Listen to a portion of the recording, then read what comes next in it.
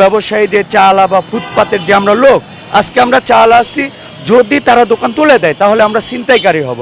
তাহলে আজকে যে হঠাৎ যে ফুটপাত উচ্ছেদ অভিযানটা চললো, এটা যদি তারা আমাদেরকে সকালে বলতো তাহলে আমরা যারা বিকালে ব্যবসা করি আমরা কিন্তু বেশ মোটা অঙ্কের একটা মানে ইনভেস্ট করি আর কি। বিকাল টাইমে আমাদের 6টা-7টা লোক কাজ করে, এখানে ব্যবসা করে 6টা-7টা পরিবার চলে।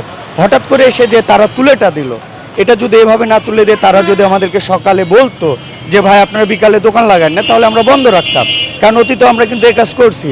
যখন প্রশাসন বা সিটি কর্পোরেশন থেকে উচ্ছেদ অভিযান আসে আমাদেরকে বলা হয়, অতীতে যেহেতু হয়েছে, গত 2 বছর আগেও হয়েছে বলা, আমরা কিন্তু সেদিন যে যার মনে যার সবার ব্যবসা বাণিজ্য বন্ধ রেখে সিটি কর্পোরেশন বা প্রশাসনকে আমরা তাদের যে আদেশটাকে আমরা মেনে নিয়ে কিন্তু দোকানপাট বন্ধ রাখি। আজকে যে কাজটা করছে উইদাউট নোটিশ ছাড়া তারা এসে যে এই যে ফুটপাতটা উচ্ছেদ করলো বিকালে, এটা তো তারা আমাদের মতো যারা সাধারণ জনগণ আমরা তো সবাই ক্ষতিগ্রস্তের মধ্যে পড়লাম।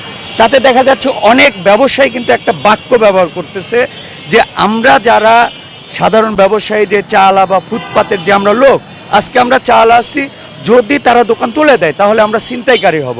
তাহলে কি রাজশাহী সিটি কর্পোরেশনের যারা দায়িত্বে আছে ওরা কি ছিনতাইকারীকে জন্ম দিচ্ছে নাকি ছিনতাইকারী দমন করতেছে?